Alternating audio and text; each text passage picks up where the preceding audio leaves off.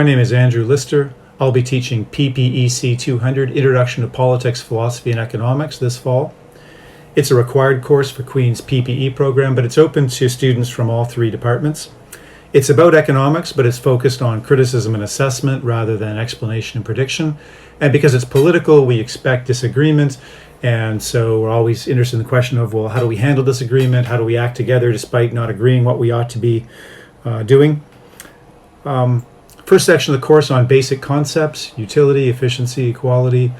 Second section on institutions, so markets, firms, states, public goods.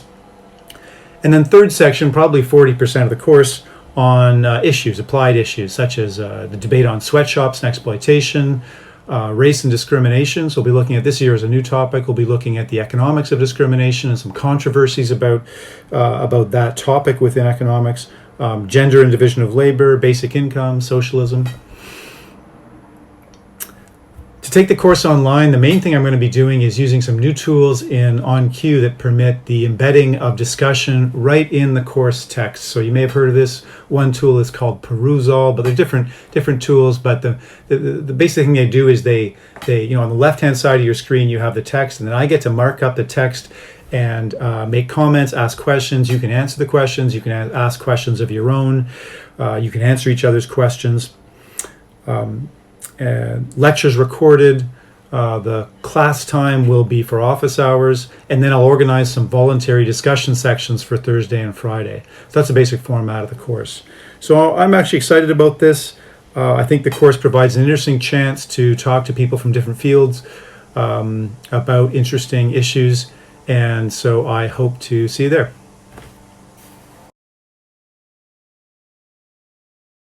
Hi, I'm Paul Gardner. Thanks for your interest in Paul's 230 American Elections. In this course, we'll be covering a number of topics to give you a deeper understanding of the American electoral system and its voters. You'll learn the history, data, and cutting-edge techniques that will allow you to rise above the punditry in order to evaluate this key institution of American democracy. Topics will include what makes a good candidate, gerrymandering, vote suppression and other ballot access issues, presidential primaries, the Electoral College, campaign strategies, turnout, vote choice, and more.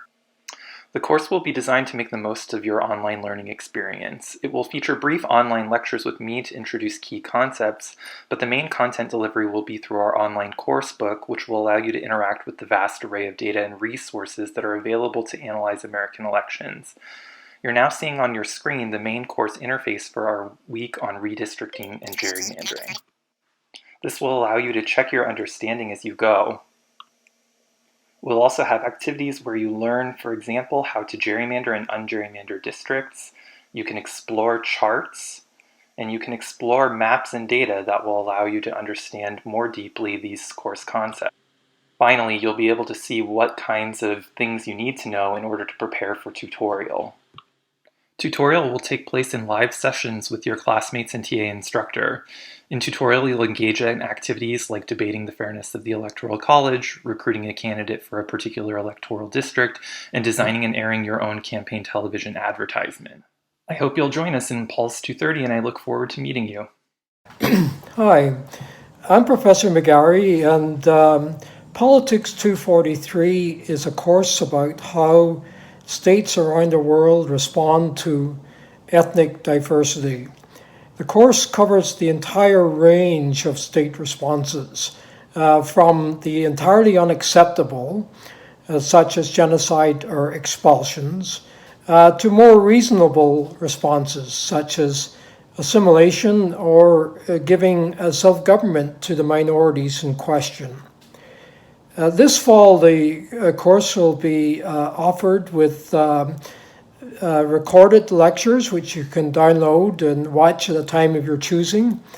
But there will also be tutorials, synchronous tutorials, which you will have to participate in at a set time. The workload for the course is fairly straightforward. You will have a grade for tutorial participation. You will have to write the essay proposal and then write a major essay based on that proposal, and then you will have a final exam. These details have not been finalized yet, but that will give you a gist of what's expected. The content matter is both historical and contemporary. So we'll look at things like the Holocaust during the Second World War, but we will also examine contemporary conflicts such as the current conflict in Syria or Ukraine or the Middle East. So if you're interested in ethnic conflict, this course might just be for you. Okay, thank you. Hi everyone, my name is Professor Wayne Cox. This fall I will be teaching POLS 261, Introduction to International Relations. POLS 261 is the department's entry into the study of world politics. It certainly would be a course that you should take should you want to do any further courses and research in world politics. This is the first time that we're offering it remotely, so I'll just talk a little bit about how that's going to work. If you take the course at the beginning of each week, there'll be a set of lectures in small bits, in 15 and 30-minute bits, available for students to go through. Once you've gone through the lectures and done the reading material, we will also have tutorial groups, and they will be done, of course, remotely, probably through Zoom. I haven't worked out the details as to which is the best way to deliver it. And they will be available at a whole variety of times so that someone in a different time zone can find a time slot that works for them. With the course, what my plan is, I want to introduce you to what the study of world politics is, what it is as a field of study, what its key concepts are, and how the field evolved in responding to world events as they happen. So it's both going to be the academic understanding of world politics, but also tied to a kind of history of world politics over the last 100 years or so. Students will be required to do a major research paper, and that will be due somewhere in the middle to partly past the middle of the term to allow us time to grade your papers and provide you with some feedback. And that'll be worth a significant portion of your grade, probably 40 or 50%. The students will have tutorial groups, and those tutorial groups will be done, as I said, remotely, and then there will be a final remote take-home exam. I hope you're interested in world politics. I know I am. Hope to see you. Hello, my name is Colin Fairley, and I'm the professor for POLS 250, an Introduction to Political Theory. This is a year-long course that engages with the history of political thought, and there's a sprinkling of more contemporary issues integrated into the course as well. In this short video, I'm going to give you a sense of what you can expect in terms of the themes and topics we're going to cover in the fall semester of the course. Political theory is the study of the ideas and political ideals that shape our collective lives as a society.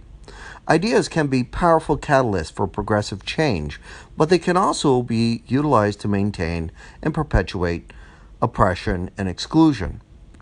And so ideas are definitely worthy of serious attention and critical assessment. In this course, we begin with the birthplace of democracy. Going back over 2,000 years ago, we look at ancient Athens, Greece, and Plato's critique of democracy in his seminal work, The Republic. For Plato, democracy is the rule of the ignorant, of people's appetites, biases, and short-sighted preferences.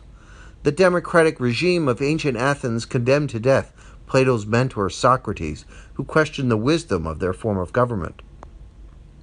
Engaging with Plato raises the question, is democracy compatible with justice? Plato argues that they aren't compatible, and this is a question that we still grapple with. In the course, we segue into a discussion of civil disobedience, the writings of Martin Luther King Jr., the civil rights movement in the 1960s, and the Black Lives Matter of today. We also address the social contract tradition, the issue of education for democracy, and the tradition known as anarchism, the question as to why we need a form of government in the first place.